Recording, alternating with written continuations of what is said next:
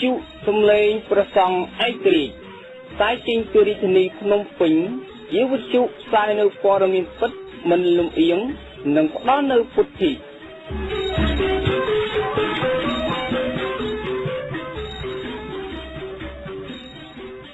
ខ្ញុំប្រកាសណាសមាភិបភិក្ខុឋានៈធម្មសូមនមស្ការស្វាគមន៍ចំពោះព្រះករុណាប្រគុណម្ចាស់គ្រប់ព្រះអង្គជាទីគោរពសក្ការៈនិងសូមចម្រើនពរញាតិញោមប្រជាពុទ្ធបរិស័ទទាំងក្នុងនិងក្រៅប្រទេសជាទីមេត្រីខ្ញុំព្រះករុណាអាត្មាភិបភិក្ខុច័ន្ទសេរីសូមនមស្ការស្វាគមន៍ចំពោះព្រះថេរានុថេរៈគ្រប់ព្រះអង្គនិងសូមចម្រើនពរញាតិញោមប្រិយមិត្តបងប្អូនបណ្ដាញសង្គម Facebook ក្នុងនិងក្រៅប្រទេសទាំងអស់ជាទីមេត្រី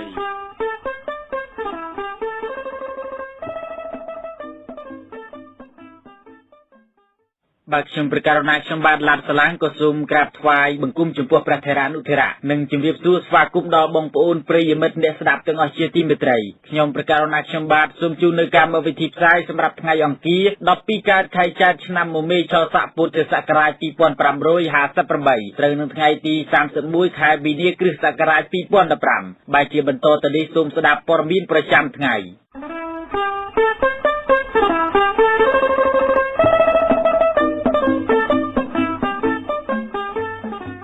សង្គមស៊ីវិលព្រួយបារម្ភពីអំពើពុករលួយផ្នែកនយោបាយជាហេតុធ្វើឲ្យរាំងស្ទះដល់ការបង្កើនប្រជាធិបតេយ្យក្នុងប្រទេស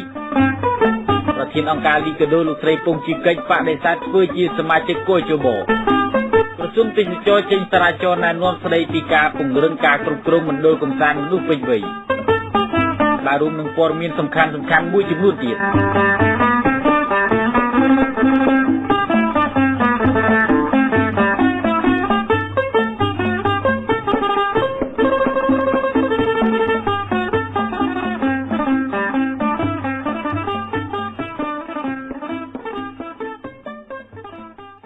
ជាបន្តទៅនេះខ្ញុំបាទឡាត់សាឡាងសូមជូនព័ត៌មានពិស្ដាបាទលោកអ្នកស្ដាប់ជាទីមេត្រីក្រុមអង្គការសង្គមស៊ីវិលជាច្រើនស្ថាប័ននៅព្រឹកថ្ងៃទី 31 ខែមីនានេះបានធ្វើការរៀបចំពិភាក្សាទូមួយស្ដីពីប្រជាធិបតេយ្យនិងភាពមិនប្រក្រតីខាងនយោបាយនៅកម្ពុជាកម្មវិធីនេះរៀបចំឡើងដោយអង្គការ Conference នៅសន្តាគារ Sunway ដើម្បីធ្វើការពិភាក្សាស្វែងរកដំណោះស្រាយចំពោះដំណើរការប្រជាធិបតេយ្យនៅក្នុងប្រទេសយ៉ាងនេះក្តីក្រុមអង្គការសង្គមស៊ីវិលក៏សម្ដែងការព្រួយបារម្ភ ចំពោះប្រជាធិបតេយ្យក្នុងប្រទេសដែលមិនអាចដំណើរការទៅបានល្អព្រោះមានអំពើពុករលួយផ្នែកខាងនយោបាយនាយកប្រតិបត្តិអង្គការ Conference លោកគុលបញ្ញាបានលើកឡើងថាអំពើពុករលួយផ្នែកខាងនយោបាយនេះគឺជាឧបសគ្គមួយដ៏ធំបំផុតក្នុងការរឹងស្ទះសម្រាប់ដំណើរការយ៉ាងរលូននៅប្រជាធិបតេយ្យក្នុងប្រទេសលោកបានបន្តថាដើម្បីដំណើរការប្រជាធិបតេយ្យទៅបានល្អក្នុងប្រទេសចំណែកសង្គមជាតិមួយមានការអភិវឌ្ឍទៅបានល្អប្រសើរលុះត្រាណាតែសង្គមមួយនេះ ត្រូវមានការចូលរួមចំណែកពីគ្រប់មជ្ឈដ្ឋានទាំងអស់ដើម្បីបង្កើតនៅប្រជាធិបតេយ្យក្នុងប្រទេសឲ្យមានដំណើរការទៅបានល្អហើយធ្វើម៉េចកាត់បន្ថយឬក៏លុបបំបាត់ចោលនៅអំពើពុករលួយហើយអំពើពុករលួយដែលធំបំផុតដែលអាចប៉ះពាល់នឹងដំណើរការប្រជាធិបតេយ្យហើយនឹងការអភិវឌ្ឍសង្គមជាតិនឹងគឺអំពើពុករលួយផ្នែកនយោបាយលោកបានបញ្ជាក់ថាបច្ចុប្បន្ននេះកម្ពុជាគឺជាប្រទេសមួយដែលមានច្បាប់ច្រើនណាស់ប៉ុន្តែភាគច្រើនអ្នកមានអំណាចមួយចំនួនក្នុងប្រទេស បានរំលោភទៅនឹងច្បាប់ដែលមានចែងជាស្រេចលើសពីនេះអ្នកមានអំណាចផ្នែកខាងនយោបាយមួយចំនួនធំពួកគេបានធ្វើការជិះជាន់លើពលរដ្ឋក្រីក្រនិងទុនខ្សោយដោយសារការប្រើប្រាស់អំណាចនយោបាយរបស់ខ្លួនក្នុងគោលបំណងដើម្បីតែផលប្រយោជន៍ផ្ទាល់ខ្លួនប៉ុណ្ណោះយ៉ាងនេះក្តីលោកបានបញ្ជាក់ថាពួកលោកនឹងខិតខំបន្តទៅទៀតដើម្បីឲ្យមានភាពអន់ថយចំពោះអំពើពុករលួយផ្នែកខាងនយោបាយទាំងអស់នេះយើងឃ្លាំមើលហើយយើងខិតខំជំរុញធ្វើម៉េចជួយពង្រឹងដើម្បីកាត់បន្ថយ បញ្ហាភាពប្រក្រតីខាងនយោបាយនេះឲ្យបានច្រើនជាអតិបរមាដើម្បីឲ្យមានការវិវត្តមួយនៃដំណើរការប្រទេសកម្ពុជាយើងឲ្យទៅតាមផ្លូវត្រូវហើយបាននៅដំណើរការប្រជាធិបតេយ្យបានមានការរីកចម្រើនហើយជាមួយនឹងការអភិវឌ្ឍដែលមានជារភាពនិងមានសមត្ថភាពចំពោះប្រជាពលរដ្ឋរបាយការណ៍របស់អង្គការ Conference ដែលបានបង្ហាញជាលើកទី 4 នេះបានបង្ហាញថាក្រោយកិច្ចព្រមព្រៀងថ្ងៃទី 22 កក្កដា 2014 ដែលត្រូវបានដោះស្រាយរួចរាល់ទៅគេសង្កេតឃើញថារាជរដ្ឋាភិបាលកម្ពុជា មិនបានបើកចំហនៅលំហប្រជាធិបតេយ្យដើម្បីបើកផ្លូវឲ្យមានការជួបជុំដោយសន្តិភាពនិងការសម្ដែងមតិវិញឡើយរបាយការណ៍នេះបានបង្ហាញទៀតថាក្នុងរយៈកាលកន្លងទៅ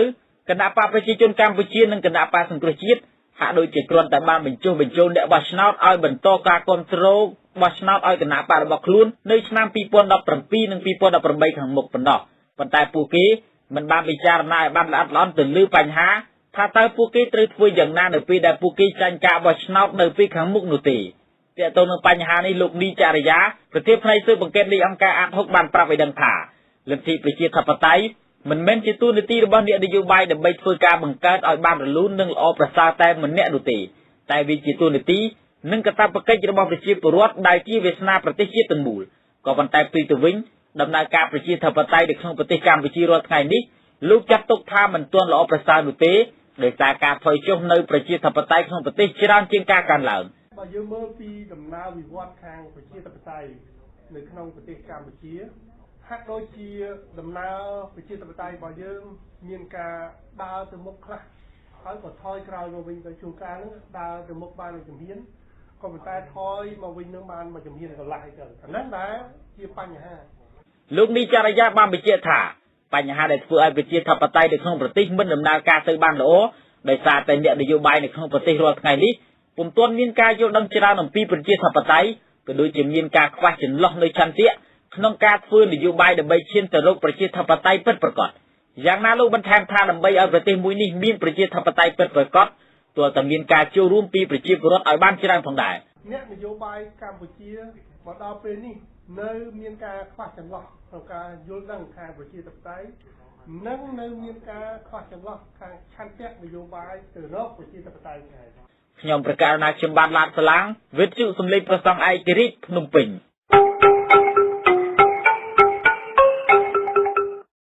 បាទលោកអ្នកស្ដាប់ទាំងអស់ជាទីមេត្រីប្រធានអង្គការលីកាដូលោកស្រីពងជីកិច្ចនៅថ្ងៃនេះបានចេញសេចក្តីថ្លែងការណ៍សម្រេចបដិសេធចំពោះការទទួលធ្វើជាសមាជិកទី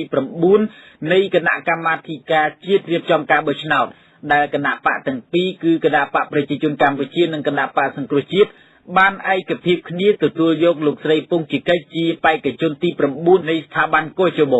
បាទលោកខេងស្រស់រាយការណ៍ពីស្ដាមពីព័ត៌មាននេះ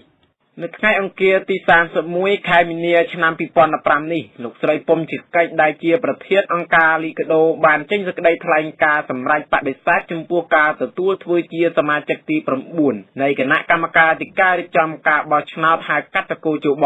ដោយមូលហេតុមិនអាចដើរតួនាទីជាអ្នកឯករាជ្យបានសេចក្តីថ្លែងការណ៍របស់លោកស្រីពំជីកិច្ចនៅគណៈតួនាទីសមាជិកទី9សម្រាប់រូបខ្ញុំគឺជាសមាជិកឯករាជ្យម្នាក់ពិតជានឹងចូលរួមវិភាគទានយ៉ាងសំខាន់ដល់អភិក្រិតភាពនៃស្ថាប័នរៀបចំការបោះឆ្នោតដើម្បីសម្រេចបេសកកម្មរបស់ខ្លួនស្របតាមរដ្ឋធម្មនុញ្ញនិងច្បាប់ជាធរមានលោកស្រីបានបន្តថាមកដល់ថ្ងៃនេះរូបខ្ញុំជឿជាក់ថាមុខតំណែងមួយនេះខ្ញុំមិនអាចអនុវត្តទៅរួចនោះទេលោកស្រីបន្តទៀតថាការដែលត្រូវបានជ្រើសរើសមុខតំណែងដ៏សំខាន់នេះគឺជាកិត្តិយសដ៏ខ្ពង់ខ្ពស់សម្រាប់រូបខ្ញុំតែគួរឲ្យសោកស្ដាយខ្ញុំមិនអាចទទួលយកតំណែងសមាជិកទី9នៃគូជបថ្មីនេះបានលោកស្រីបានបន្តថាសូមអភ័យទោសដល់បងប្អូនជនរួមជាតិទាំងឡាយដែលមានជំនឿលើរូបខ្ញុំហើយដែលអាចមានការខកចិត្តដោយសារការសម្រេចនេះលោកស្រីពំជីកិច្ចមានសញ្ជាតិបារាំងនិងកាណាដាចំណែកឯនៅក្នុងច្បាប់បោះឆ្នោតថ្មីដែលគណៈបកទាំងពីរបានព្រមព្រៀងគ្នាអនុម័តរួចហើយនោះក៏បានតម្រូវឲ្យលោកស្រីលះបង់សញ្ជាតិទាំងនោះទន្ទឹមនឹងច្បាប់បោះឆ្នោតថ្មីត្រូវបានរងការរិះគន់ពីសំណាក់អង្គការសង្គមស៊ីវិលជាតិនិងអន្តរជាតិរួមទាំងមជ្ឈដ្ឋាននានាថានៅមិនទាន់ឯករាជ្យនៅឡើយទោះជាយ៉ាងណាបើតាមសម្ដីរបស់លោកហ៊ុនសែនបានបញ្ជាក់ថាប្រសិនណាច្បាប់ឬសមាជិកគណៈកម្មការធិការរៀបចំការបោះឆ្នោតថ្មីមិនអាចដំណើរការទៅមុខរួចនោះលោកនឹងប្រើប្រាស់ច្បាប់បោះឆ្នោតចាស់ដដែលគួររំលឹកដែរថាភាគីទាំងពីរនៃគណៈបកជាប់ឆ្នោតគឺគណៈបកប្រជាជនកម្ពុជានិងគណៈបកសង្គ្រោះជាតិបានឯកភាពគ្នាជាផ្លូវការកាលពីថ្ងៃទី28ខែកុម្ភៈឆ្នាំ2014កន្លងទៅនេះថាទទួលយកលោកស្រីពំជីកិច្ចជាបេក្ខជនទី9នៃស្ថាប័នគូជបខ្ញុំប្រកាសណាខ្ញុំបាទហេងស្រស់វត្ថុសំឡេងប្រសងឯករាជ្យភ្នំពេញ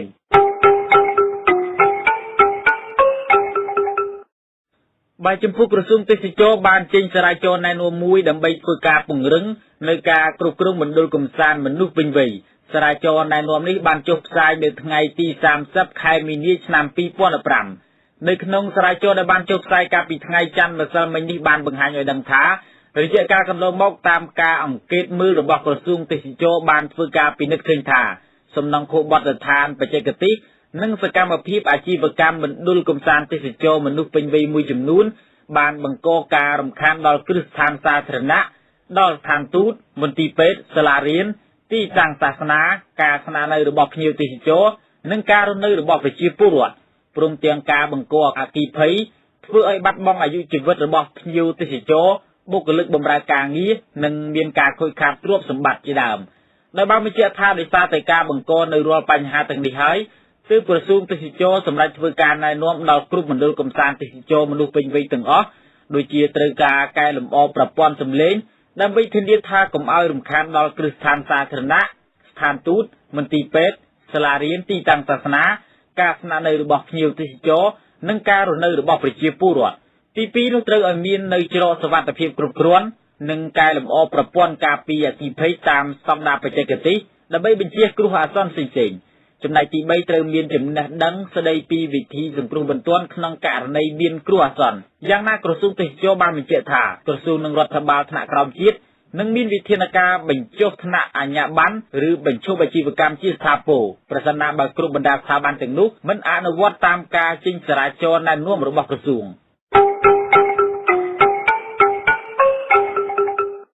ព្រះពុទ្ធសាសនាគឺជាពាក្យព្រានប្រដៅអ្នកបុគ្គលដែលត្រាស់ដឹងនៅសច្ចធម៌ហើយព្រះពុទ្ធសាសនានេះគេក៏សំដៅដល់ព្រះរតនត្រ័យគឺព្រះពុទ្ធព្រះធម៌និងព្រះសង្ឃរីឯព្រះសង្ឃនេះមានការប្រព្រឹត្តបដិបត្តិតាមព្រះធម៌ក្រៅពីនេះក៏ដើរតួនាទីអប់រំបង្ហាញផ្លូវដល់ប្រជាពុទ្ធបរិស័ទដូចជាព្រះសង្ឃក្នុងប្រទេសកម្ពុជាយើងមួយចំនួនបានដើរតួនាទីចូលរួមចំណែកក្នុងការអប់រំអំពីសិលសមាធិនិងបញ្ញាក៏ដូចជាការផ្ដល់ឱវាទដល់ប្រជាពុទ្ធបរិស័ទសិស្សនិស្សិតជាតួយ៉ាងដូចជាប្រតិជនហសិង្ហៃបានចូលរួមចំណែកអប់រំដល់សិស្សានុសិស្សតើមានន័យយ៉ាងណានោះសូមស្ដាប់ការបកស្រាយលម្អិតដោយលោកវិមានបរិបូរណ៍ដូចតទៅនេះកាលពីថ្ងៃ10កើតខែចេតទី29វិនាឆ្នាំ2015និស្សិតចំនួន74នាក់មកពីសាកលវិទ្យាល័យបញ្ញាសាស្ត្រកម្ពុជាខេត្តសៀមរាបដឹកនាំដោយសាស្ត្រាចារ្យដួងសុគន្ធនិវត្តន៍បានមកស្ដាប់ឱវាទស្ដីពីការអប់រំចិត្តនិងការចម្រើនសមាធិផ្ដល់ឱវាទដោយព្រះតេជគុណហសៀងហៃប្រធានអង្គការពុទ្ធសាសនាដើម្បីការអប់រំនៃកម្ពុជានៅក្នុងព្រះវិហារវត្តកំផែងខេត្តបាត់ដំបងយោងតាមគេហទំព័រ Facebook ពុទ្ធសាសនាដើម្បីការអប់រំនៃកម្ពុជាបានធ្វើការបង្ហាញពីសកម្មភាពផ្ដល់ឱវាទការអប់រំចិត្តនិងការចម្រើនសមាធិដល់និស្សិតទាំងនោះព្រះតេជគុណហសៀងហៃមានធរណីកាថាប្រទេសខ្មែរយើងមិនសូវមានការយកចិត្តទុកដាក់ក្នុងរឿងការអប់រំចិត្តច្រើននោះទេខុសពីប្រទេសដែលកាន់ព្រះពុទ្ធសាសនាដូចជានៅប្រទេសភូមាឪពុកម្ដាយគេយកកូនក្មេងតូចទៅថ្វាយបង្គំភោជនីយដ្ឋានឬឲ្យចេះធ្វើសមាធិ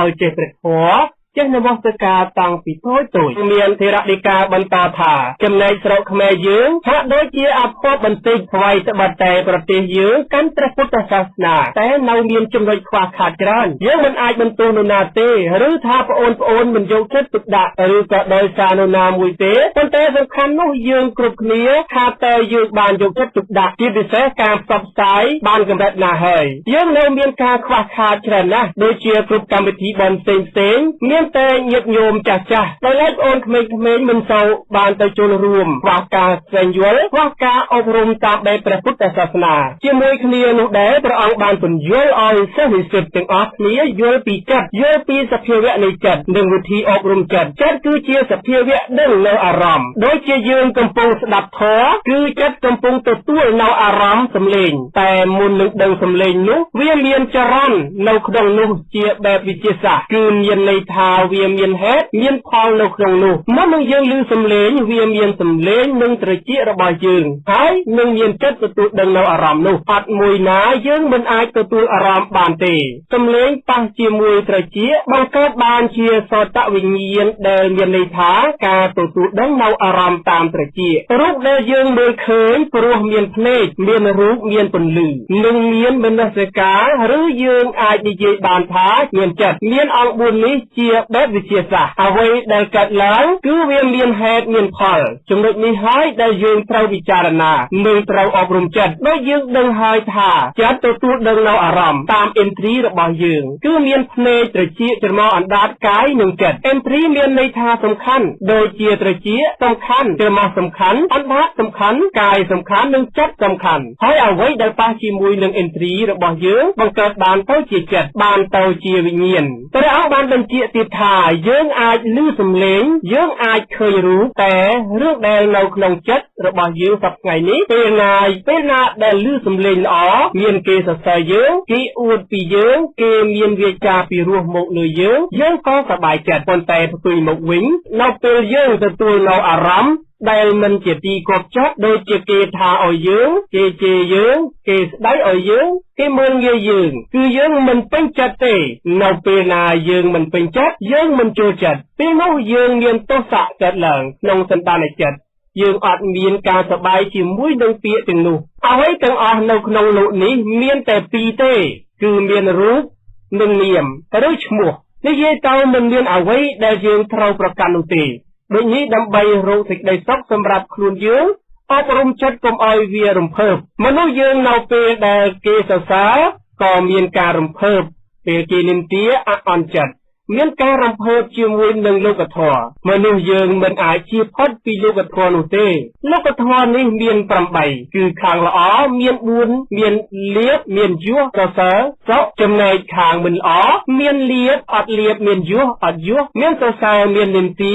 មានសុខមានទុក្ខទាំងនេះវាជារឿងសាមញ្ញដែលមាននៅក្នុងលោកបើយើងបានពិចារណាយ៉ាងនេះនៅពេលណាយើងទៅប្រទះនៅបញ្ហាសេចក្តីទុក្ខនឹងមិនទៅកើតមានចំពោះយើងខ្លាំងទេមិនមែនមានន័យថាយើងអស់នៅសេចក្តីទុក្ខគេជេរលែងខឹងទេប៉ុន្តែការចម្រើនវិបស្សនាអប់រំចិត្តគឺយើងត្រូវមានការកំណត់ដឹងដូចជាពេលគេនិយាយដើមពីយើងបើយើងឮយើងត្រូវកំណត់ទុកថានោះគ្រាន់តែជាសម្លេងមនុស្សខ្លាំងគឺជាមនុស្សដែលអប់រំចិត្តបានខ្ពស់អប់រំចិត្តបានអប្រសើរបុគ្គលណាដែលបានអប់រំចិត្តបានល្អហើយនាំមកនៅសេចក្តីសុខសេចក្តីសុខដែលយើងមិនបញ្ចេញអាកប្បកិរិយាបង្ហាញនៅភាពទន់ខ្សោយរបស់យើងដូចនៅពេលដែលគេស្ដីថាឲ្យយើងគឺយើងមិនត្រូវបង្ហាញនៅអាកប្បកិរិយាណាមួយដែលបង្ហាញនៅភាពទន់ជ្រាយពេលនោះទេព្រះជាគុណហសៀងហៃមានធរណីកាបន្តថាអំពើល្អក៏ដោយអំពើល្អក៏ដោយអំពើអកុសលដែលយើងប្រព្រឹត្តតាមផ្លូវកាយផ្លូវវាចាក៏ដោយវាផ្ដើមចេញពីចិត្តរបស់យើងនេះឯងដើម្បីអប់រំកាយវាចាឲ្យមានសិលធម៌សុជីវធម៌គុណធម៌ចាំបាច់ត្រូវតែអប់រំចិត្តជាដំបូងព្រះអង្គបានបញ្ជាក់ថាគុណធម៌ផ្ដើមចេញពីពាក្យថាសុជីវធម៌និងសិលធម៌ពាក្យថាសុជីវធម៌យើងនិយាយនៃបរិបត្តិនៃប្រទេសយើងពេលជួបចាស់ទុំយើងសំពះមានមួកយើងដោះមួកជម្រាបសួរឬនៅពេលជួបព្រះសង្ឃថ្វាយបង្គំលើកដៃសំពះបង្អោនកាយរីករាយរាក់ទាក់ជាដើមនេះគឺជាសុជីវធម៌សិលធម៌គឺជាការមិនបៀតបៀនអ្នកសិលធម៌គឺជាការមិនបៀតបៀនអ្នកដទៃមិនបៀតបៀនតាមផ្លូវកាយវាចានិងចិត្តយ៉ាងហោចណាស់យើងមានសិល5គុណធម៌ជាសេចក្តីល្អនៅក្នុងចិត្តនៅក្នុងបេះដូងហើយបុគ្គលដែលមានគុណធម៌បញ្ចេញមកតាមសិលធម៌ក៏ល្អតាមសុជីវធម៌ក៏ល្អសិលធម៌បូកជាមួយនឹងសុជីវធម៌បង្កើតបានជាគុណធម៌គុណធម៌ផ្ដើមចេញពីពាក្យថាសុជីវធម៌និងសិលធម៌ចាំណាបងគុណធម៌ផ្ដើមចេញពីសុជីវធម៌និងសិលធម៌តើអ្វីទៅជាសុជីវធម៌សុជីវធម៌យើងនិយាយក្នុងបរិបទនៃប្រទេសកម្ពុជារបស់យើងជួបចាស់ទុំយ៉ាងម៉េចសំពះមានមួកអីដោះមួកជំរាបសួរសំបីតែគ្នាយើងក៏ជំរាបសួរសុកអីចឹងណាក៏ជួបព្រះសង្ឃក៏ត្រូវថ្វាយបង្គំលើកដៃសំពះអីយ៉ាងហោចក៏មានកាយអោនជាដើមក៏ហើយមានសម្ដីសម្ដៅរស់រាយរាក់ទាក់អាហ្នឹងជាអីជាសុជីវធម៌នឹងបែបខ្មែរយើងហើយបែបអឺរ៉ុបគេបែបសុជីវធម៌បែបគេចឹងណាយើងគេចាប់ដៃគ្នាអីនោះគេជាសុជីវធម៌របស់គេដែរបងហើយយើងមិនអាចថាសុជីវធម៌យើងទៅចាប់ដៃគ្នាឈ្មោះថាជីវធម៌ឯងហើយយ៉ាងហ្នឹងយើងត្រូវយល់ពី culture មនុស្សយើងបើយល់ពី culture រៀងខ្លួនវាមានតម្លៃ យើងជួនកាលខ្មែរយើងសពថ្ងៃអស់តម្លៃកន្លែងហ្នឹងហើយដែលយើងថាជាយើងឲ្យដូចគេប៉ុន្តែមិនយល់អំពីតម្លៃខ្លួនឯងអញ្ចឹងគឺវាអស់តម្លៃណាខំឲ្យដូចគេឃើញគេគ្រាន់បើតាមពិតគឺមិនឲ្យតម្លៃខ្លួនឯងហើយឲ្យតម្លៃសាសគេទៅវិញទេបងអានោះជាជីវធម៌ពីរគឺសិលធម៌សិលធម៌បានន័យថាការមិនបៀតបៀនអ្នកដទៃមិនបៀតបៀនតាមផ្លូវកាយផ្លូវវាចាផ្លូវចិត្តអត់យើងអត់បៀតបៀនអ្នកដទៃទេបានន័យថាយើងមានយ៉ាងហើយក៏មានសិល5ដែរក្នុងពុទ្ធសាសនាណាមានការវាចាបៀតបៀនអាយុជីវិតអ្នកដទៃការលួចទ្រព្យសម្បត្តិអ្នកដទៃការប្រព្រឹត្តខុសអនាចារហើយការនិយាយកុហកផឹកទឹកសុរានេះ5ដែលជា basic teaching ជាមូលដ្ឋានរបស់ពុទ្ធសាសនាអញ្ចឹងបើយើងមានយ៉ាងហោចមានទាំង5ហ្នឹងគឺយើងមានសិលធម៌អត់ថាមិនអាចមានទាំង5ទេមួយណាខ្លះក៏បានដែរប៉ុន្តែយើងសពថ្ងៃនេះដោយច្រើនសឹងទៅថាមានទាំងអស់អូជាពិសេសគឺអាទី5ហ្នឹងសម្បូរហីបងហ្នឹងហើយជប់លៀងជប់អីហ្នឹងក៏ថាបើបានជាប្រើប្រាស់ហើយសុំក៏បង្ហោះ Facebook ហើយបងខ្មែរតែអប់រំឃើញបង្ហោះអញ្ចឹងបានន័យថាយើងនាំគ្នាជួយជ្រោមជ្រែងអបាយមកហើយពេលស្នាលបែងអញ្ចឹងយើងគួរអប់រំហើយអប់រំហ្នឹងគឺពីយើងគ្រប់គ្នាពីនិស្សិតហ្នឹងនិស្សិតហ្នឹងគឺកាលមុនខ្មែរមិនទាន់បាននិស្សិតអីពាក្យថានិស្សិតដូចអស្ចារ្យណាអញ្ចឹងឥឡូវបងប្អូនតែគេមិនទាន់ដល់និស្សិតគេមើលមកយើងជានិស្សិតហ្នឹងអស្ចារ្យជាបុគ្គលទទួលការអប់រំជាបុគ្គលដែលមានចំណេះដឹងជាបុគ្គលដែលមានភាពចាស់ទុំអញ្ចឹងយើងត្រូវដឹងខ្លួនយើងណាអំពី value របស់យើងអំពីគុណតម្លៃរបស់យើងឥឡូវយើងមាននៅគុណតម្លៃយើងមានហើយដោយច្រើនអញ្ចឹងយើងត្រូវផ្សព្វផ្សាយគុណតម្លៃរបស់យើងទៀតអញ្ចឹងយើងមានសុជីវធម៌យើងមានអីទៀតសិលធម៌បង្កើតបានទៅជាអីគុណធម៌នៅខាងក្រៅឬក៏នៅខាងក្នុងគុណធម៌ជាសេចក្តីល្អដែលមាននៅក្នុងបេះដូងនៅក្នុងចិត្តរបស់យើងបុគ្គលដែលមានគុណធម៌យល់ទេចឹងអញ្ចឹងបុគ្គលដែលមានគុណធម៌បញ្ចេញមកយ៉ាងម៉េចតាមសុជីវធម៌ក៏ល្អតាមសិលធម៌ក៏ល្អមិនអញ្ចឹងហ៎អញ្ចឹងសិលធម៌សុជីវធម៌បូកគ្នាបង្កើតបានទៅជាគុណធម៌អញ្ចឹងសង្ឃឹមថាយើងគ្រប់គ្នាមានគុណធម៌នៅក្នុងខ្លួនគួររំលឹកដែរថាគោលធម៌សំខាន់3យ៉ាងដែលជាបេះដូងនៃព្រះពុទ្ធសាសនាគឺមិនធ្វើអំពើអាក្រក់ធ្វើអំពើល្អនិងអប់រំចិត្តឲ្យបានល្អសត្វលោកគឺត្រូវចិត្តជាអ្នកដឹកនាំចិត្តនេះគឺជាប្រធានចិត្តជាចវាយនាយចិត្តជាបងធំដូចនេះកាលណាគេអប់រំចិត្តបានល្អហើយរមែងនាំមកនៅសេចក្តីសុខខ្ញុំប្រកាសដំណើរខ្ញុំបាទវិមានបរិបូរណ៍វិទ្យុសំឡេងព្រះសង្ឃឯករាជ្យភ្នំពេញ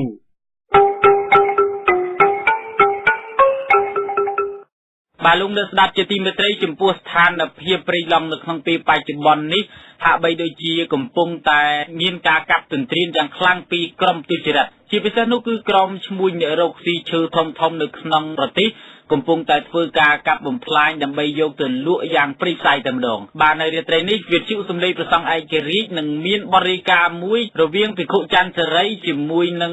បាទប្រជាពលរដ្ឋដែលស្ថិតនៅក្នុងតំបន់នោះផ្ទាល់ដែលពួកគាត់កំពុងតែសម្ដែងការព្រួយបារម្ភចំពោះការកាប់ទន្ទ្រានព្រៃឈើស្ថិតនៅក្នុងព្រៃឡង់នេះយ៉ាងអនាធិបតេយ្យបាទសូមស្ដាប់បទរាយការណ៍នេះដូចតទៅនេះគណៈក្រាបថ្លែងបង្គំលេចគុណខ្ញុំកណាគឺថាបណ្ដាញព្រះសង្ឃឯករាជ្យបានចុះទៅការពីឬក៏ចុះទៅសិក្សាស្រាវជ្រាវពីតំបន់ផលប៉ះពាល់ឬក៏មួយស្ថានភាពជាក់ស្ដែងនៅតំបន់ព្រៃឡង់ជាមួយនឹងយុវជនក៏ដូចជា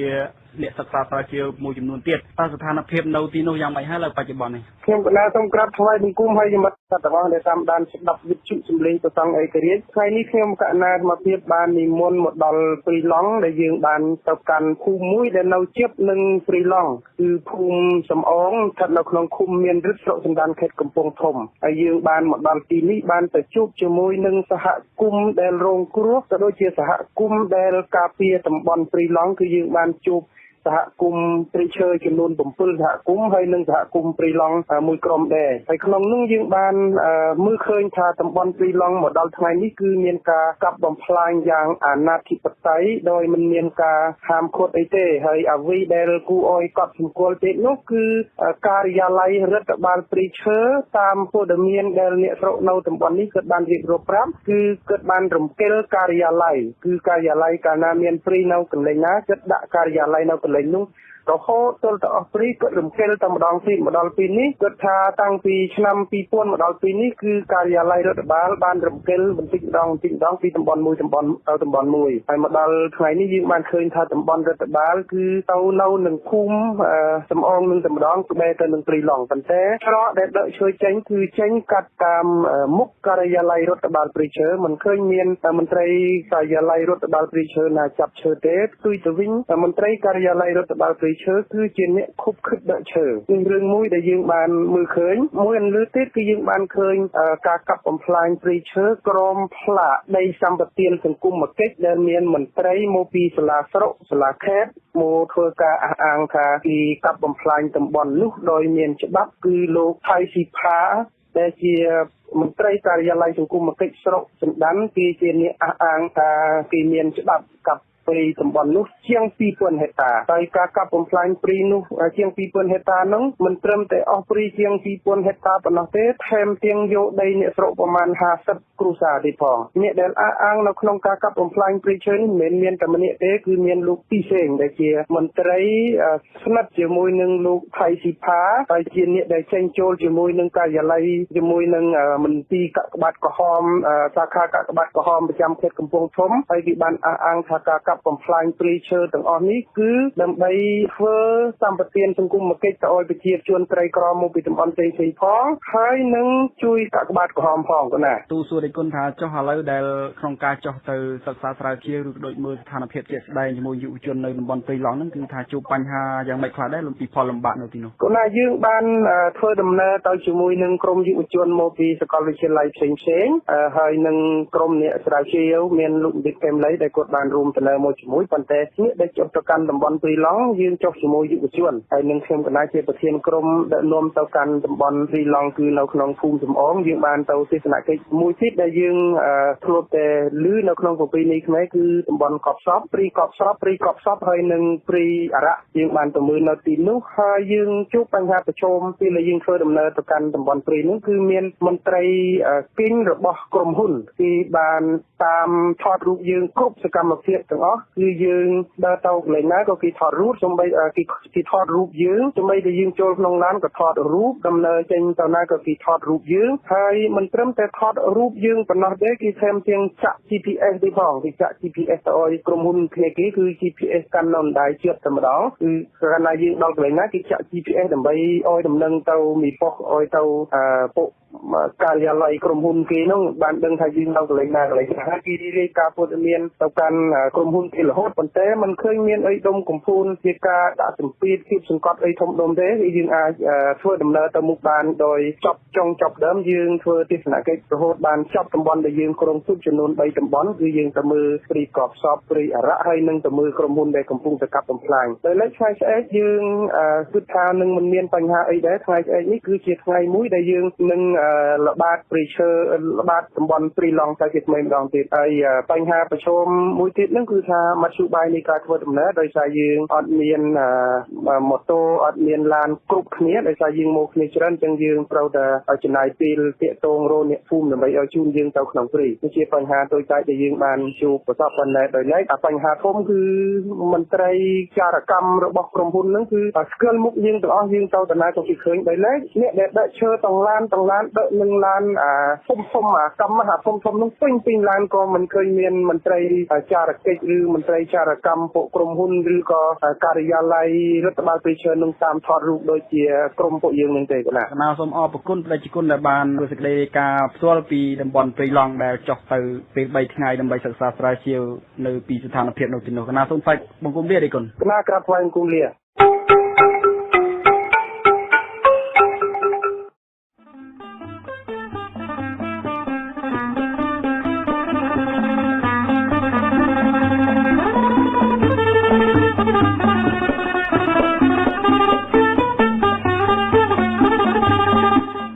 រានុធរៈបងប្អូនប្រិយមិត្តអ្នកស្ដាប់កម្មវិធីផ្សាយរបស់វិទ្យុសំឡេងព្រះសង្ឃឯករាជ្យនៅរាត្រីនេះចប់តែប៉ុណ្ណេះខ្ញុំប្រកាសណាខ្ញុំបាទសូមអរព្រគុណនិងអរគុណចំពោះការតាមដានយកចិត្តទុកដាក់ស្ដាប់របស់ប្រិយមិត្តសូមមកជួបប្រទះទៅនឹងសេចក្តីសុខសេចក្តីចម្រើនគ្រប់ប្រការខ្ញុំប្រកាសណាខ្ញុំបាទព្រមទាំងក្រុមការងារនៃវិទ្យុសំឡេងព្រះសង្ឃឯករាជ្យសូមក្រាបថ្វាយបង្គំលានិងសូមជម្រាបលា